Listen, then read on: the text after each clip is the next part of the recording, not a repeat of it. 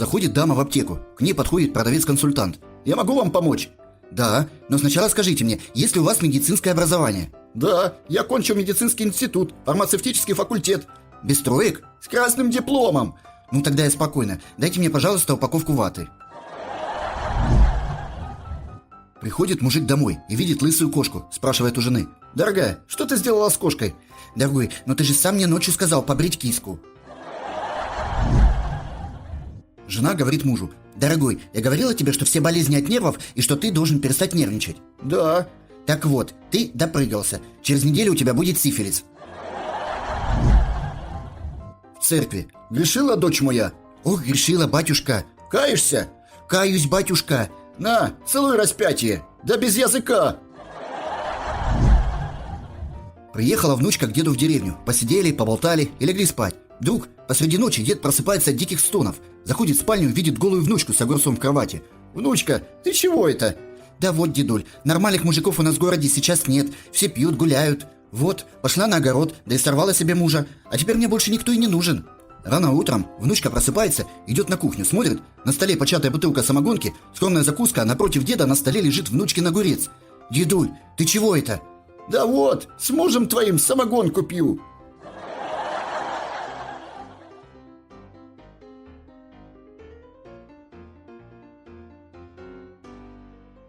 All right, everyone's presentations are done. Nick, the manager, said as he tried to move the discussion forward. Excuse me, I haven't. I recently found out something. Nick interrupted me and began to speak. There's apparently someone in this department who didn't graduate high school and is just a part-timer.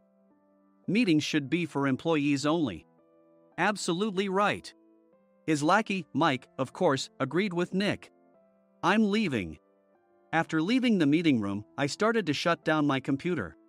I noticed that an email had arrived, not in my personal inbox, but in the company's shared email. Thinking, there's no point in speaking up, no one will listen, I went home quietly. The next day, I heard a commotion from Nick's desk.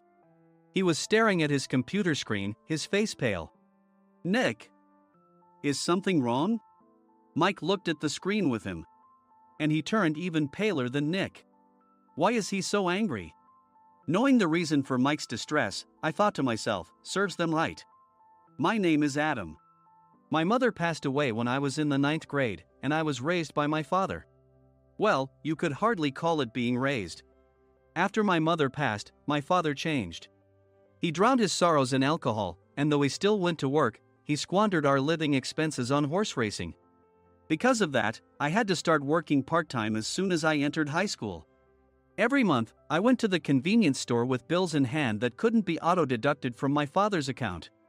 Even though I endured it because I didn't want to be alone, I reached my limit in my second year of high school and dropped out. I found a live-in job at a distant inn. Thank you for everything.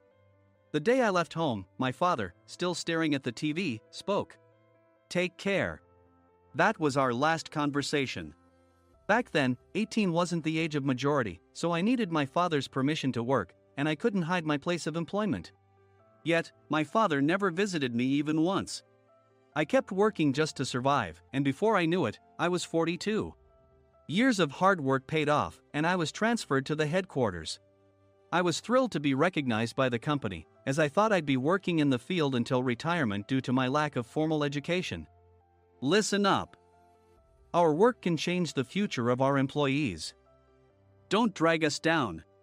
On my first day after the transfer, Nick, dressed in an expensive suit, spoke sternly.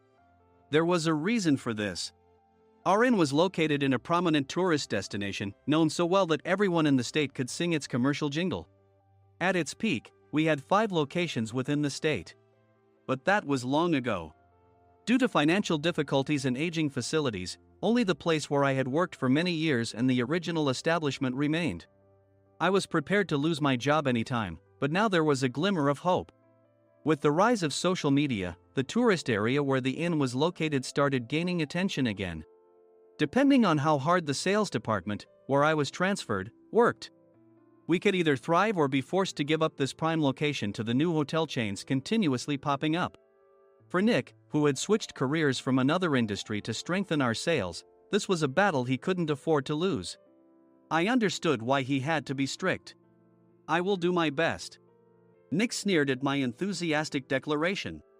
Did you not hear what I said? I'm sorry. I thought I was listening carefully. Out of habit from years of customer service, I apologized reflexively, though I had no idea what had offended him. Someone was watching me with a smirk. In this department, there are those who are expected to excel and those who have been shoved here because they have nowhere else to go. You are the latter. It was Mike, the section chief. He's 7 years younger, at 35. But he was called to headquarters much earlier than I was and had been moving around within the headquarters ever since. I'm not jealous, but I can't accept that he's my boss. Graduating from a prestigious university, he has an unusually high pride and caused many problems as a newbie, making things very difficult for me when I was the front desk leader. When I found out Mike was transferred to the sales department a month before me, I was disheartened. Mike is right. With just a middle school diploma, there's not much you can do. Don't even think about achieving results. As if I didn't exist, Nick remarked, I'm thirsty. Mike eagerly ran to the coffee maker. It seems Mike is Nick's lackey. I regretted being happy about my transfer to headquarters, wishing I had stayed on site forever. Send a direct mail to every company on this list by the end of the day. Nick only assigned me tasks that even a new graduate could handle. What? There are over 1,000 companies. You want me to send to all of them by today? Yes, if you and your fellow misfits split the work, even those with nowhere else to go should finish by today. I glanced at the employees typing away expressionlessly. They were worn out from customer service, only thinking about leaving on time, or were women reassigned after having children, with zero motivation for work. Even Sam, a new graduate from the same university as Mike, who was supposed to be among the expected achievers, had no enthusiasm for the job, having joined the company wanting to do customer service. I don't care what they say, I plan to quit anytime, he said. Only Nick and Mike were highly motivated, making all the decisions between the two of them. I originally only wanted to work at the inn to survive and had no particular attachment to this job. I swallowed my words, thinking I had no right to reprimand them. About a month after the transfer, Nick told us with a frustrated look. To commemorate the 50th anniversary, we've decided to create a plan exclusive for one group per day. Originally, Mike and I were supposed to come up with it, but our president, Mr. Thompson, insists on hearing everyone's opinions. So, you all get a chance. As Nick explained, Mike began handing out prints. Make sure not to embarrass Nick. If your ideas are half-baked, you'll have to redo them. It seemed that they had printed his handwritten notes by Mr. Thompson, which included several questions and a section for free responses. It made sense why Nick had to seek our input, given that all responses had to be submitted to Mr. Thompson. We were given a week to think about it, and a meeting was scheduled to compile our ideas. My plan is to let guests enjoy both the old and modern America. Nick began the presentations. Guests would watch a master confectioner at a nearby traditional sweet shop make sweets in front of them.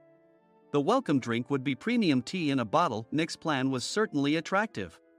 After his presentation, Nick called on us to present in the order we were seated. Just as I stood up for my turn. All right, everyone's presentations are done. Excuse me, I haven't. I recently found out something. Nick interrupted me. There's someone in this department who didn't graduate high school and is just a part-timer. He was likely talking about me. I joined the company as a part-timer and was made a full-time employee when I turned 20. That was 20 years ago, so Nick and Mike probably had no chance to know until recently. Meetings should be for employees only. Absolutely right. After that, Nick kept creating opportunities to solicit everyone's opinions, purposefully excluding me from speaking. The meeting unexpectedly heated up and went past the scheduled end time. A few people asked to leave, and the discussion continued with the remaining few. Still here? Normally, you'd leave in that situation. Though I had no attachment to the job initially, hearing kind words from customers made me want to make them happier. For someone like me, with nowhere to go, the inn was my home and customer service was my life. I felt pathetic about my current self. I'm leaving. I left the conference room and started shutting down my computer. I noticed an email had arrived, not in my personal inbox, but in the company's shared email. Thinking no one would listen to what I had to say anyway, I quietly went home. The next day, while preparing the DM as instructed, I heard a commotion from Nick's desk. In his haste to stand up, he hit his knee on the desk. He stared at his computer screen, his face pale. "Nick? What's wrong?" Mike, thinking he should be the first to rush over, approached Nick while still wearing his coat. He peered at the screen with Nick. And he turned even paler than Nick. Why is he so angry? Who is responsible for this company? Nick, more irritated than ever, asked, and Mike answered without checking. Probably Sam. Sam wasn't there because he was attending a morning training session for new hires. Nick gave up on getting angry and returned his gaze to the screen. They were looking at an email that arrived right after the end of the working day yesterday. Apparently, no one, including me, had checked it before leaving. The email was from a large company that used us for their annual employee trips. The president and executives of that company also frequently used our services personally. President of the company, Mr. Mason himself, had declared that neither he nor his company would ever use our services again. Well, some companies cancel their employee trips or stop using our services due to financial struggles. Let's just move on. Mike kept wiping the sweat from his forehead with a handkerchief.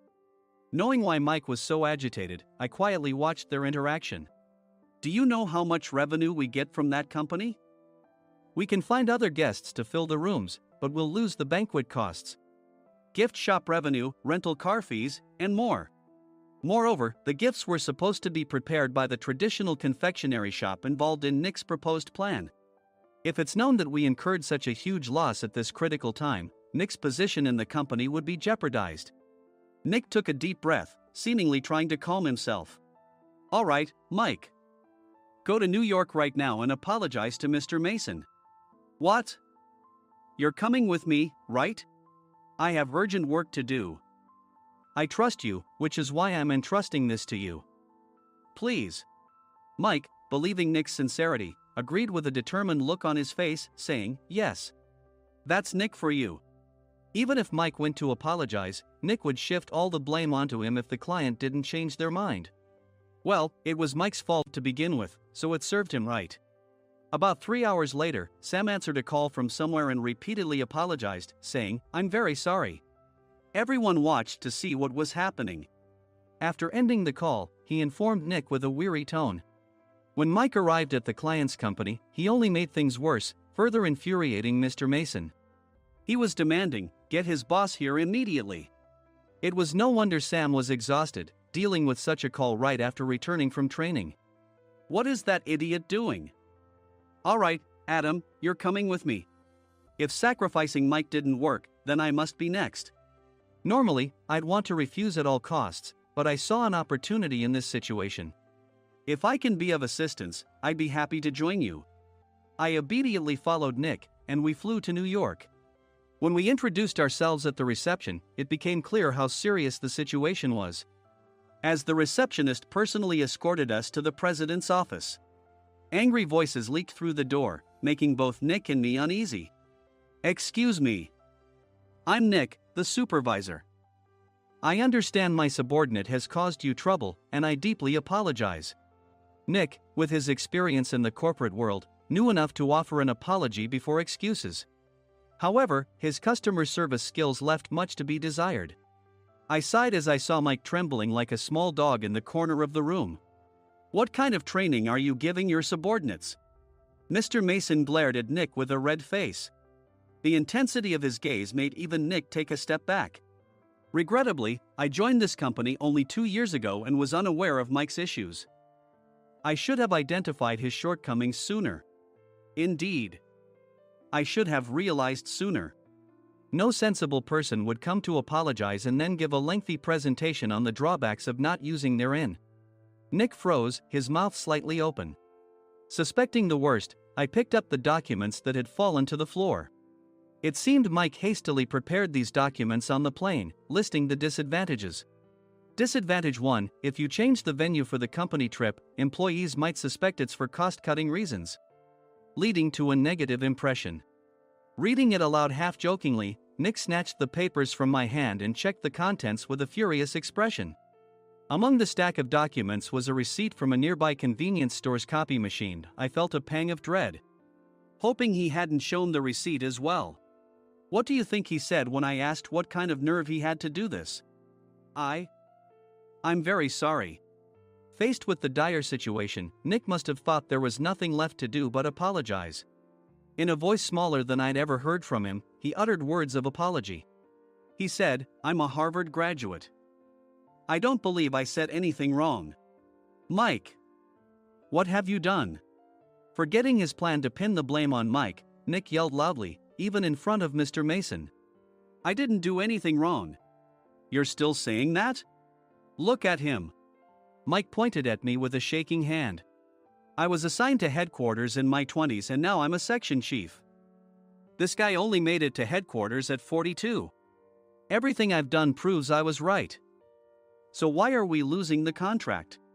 Having said his piece, Mike collapsed to the floor. "Of course. You were sent there because you had nowhere else to go." Mike never expected to hear such words from someone he looked down upon. He lunged at me, and Nick hurriedly stepped in to stop him. "Mr. Thompson told me Mike is a quick thinker, and to take good care of him." There's no way he was pushed aside. "Don't make things worse here. He didn't say quick thinker, he said only quick-witted, didn't he?" I don't remember that part." I recalled the many troubles Mike caused when he was a newbie. When Mike was on the front line, his pride was so high that he never apologized to customers. Customer service, especially in our job, doesn't work alone. It brings both good and bad situations. If the front staff or housekeepers made mistakes, or the cleaning company didn't properly clean a room, one had to apologize to the customers regardless of personal fault. Mike, in such situations, would never apologize, insisting he wasn't at fault. This often angered customers, and as the front desk leader, I frequently had to apologize on his behalf. He caused complaints and disrupted operations, which is why he was quickly moved to headquarters. In departments where he didn't interact directly with customers, his quick thinking was beneficial and things went well. But it seemed his flaws were starting to show. Corporate reservations are supposed to be entered into the system by the sales representative. But a quick check yesterday revealed that more than 10 items were missing from the client's reservation. The handover document clearly stated what needed to be prepared. Why didn't you enter it into the system? Why do we have to give them special treatment? Filling rooms near the banquet hall, setting up all the food in advance. Specifying the brand of wine, they're too demanding. No wonder he always angered customers, I thought, feeling a headache coming on. Grouping them in rooms near the banquet hall is for our benefit too. It makes it easier for the staff to set up beds and serve breakfast since everyone's schedule is synchronized. As for the other requests, Mr. Mason suggested them to lighten our load. I didn't know that. Nick finally seemed to realize that Mike was the one who had angered the client. What did you say to them? I just told them we wouldn't give them special treatment anymore. We shouldn't waste effort on things that don't bring in money. I was utterly exasperated at his lack of understanding of customer service. Of course, we shouldn't comply with unreasonable demands. But carrying over successful practices from past stays makes customers feel remembered and enhances their experience. Good memories encourage repeat visits. That's part of our job. I looked down at Mike, who was sitting on the floor. In our job, nothing is a waste. Mr. Thompson likely moved you to the sales department, hoping you'd finally understand this. How do you think he feels now that you failed to meet his expectations? Mike, tears in his eyes, fled the president's office. I was amazed he still hadn't apologized. You have it tough, Adam. It's okay, we're all employees of the same company. I deeply apologize for this disrespectful incident. Especially after all the care you've shown us. If it weren't for you, Adam, I really would have stopped staying here. When I heard you were moving to the sales department, I was willing to reconsider if you handled it. Seeing us talk so amicably, Nick's face contorted. Do you two know each other? Adam's service is excellent. I always requested him specifically. Normally, we don't accept specific staff requests, but we made an exception for Mr. Mason, adjusting my shifts accordingly. He had personally stayed at our hotel just before my transfer, and during casual conversation, I mentioned, "I'm moving to the sales department soon." If I hadn't told him then, things could have been much worse. Please continue to take care of us. I look forward to it. On the return flight, Nick awkwardly offered me a can of beer. It's still working hours. Of course, I had no intention of forgiving him for a single beer. Nick might try to pin everything on Mike and avoid any consequences. While pondering this, a startling fact came to light. "Nick, the tea bottles for the plan have arrived." I handed Nick a bottle labeled with our inn's name. "They look good." "What are you talking about?" "These are plastic bottles. I had assumed we would use the trendy, high-end bottling tea. But what arrived were ordinary plastic bottles of tea with customized labels. The only unique aspect was the label, which had the inn's name, making it look customized. Upon further investigation, I discovered that a substantial amount of money was set to be paid to the tea company. It was priced like bottling tea. Does this plastic bottle really cost $100 each? The tea inside is specially blended for us. The extra cost is for that. Wouldn't it be better to use another tea company? Or is there a specific reason we must use this one?" As Nick continued to make excuses, I showed him a printed email. I informed the tea company's president, Mr. Mitchell, that we discovered irregular payments and he confessed. He said you two were high school classmates and planned to split the extra money. That idiot. Why did he confess? That's not important. You should worry about yourself, this could turn into a police matter. Opening the bottle cap, I suggested. How about calming down with this tea? It supposedly has a relaxing effect. Nick drank the tea frantically. In the following days, decisions were made about their fates. Mike was reassigned to the General Affairs Department, with no chance of transfer or promotion, as per Mr. Thompson's orders. As for Nick, since the payment to the tea company hadn't yet been made, he narrowly avoided legal trouble. Instead, he was encouraged to leave the company, and to avoid further complications, Nick submitted his resignation. Rumor has it that connections between HR departments have made it difficult for him to find new employment. Even though it was good to have those two gone, something unexpected happened in the sales department. Everyone became motivated and united in refining the 50th anniversary plan. In the end, my plan was adopted. We collaborated with the Tourist Information Center to provide personalized guides. The plan, tailored to the number of guests, was truly special for the 50th anniversary. "Hey, is Adam's family coming to stay?"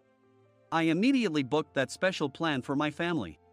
Sam noticed it on the reservation list and quickly picked up on it. "Yes, I'm inviting my father." "That's great. I might invite my parents too."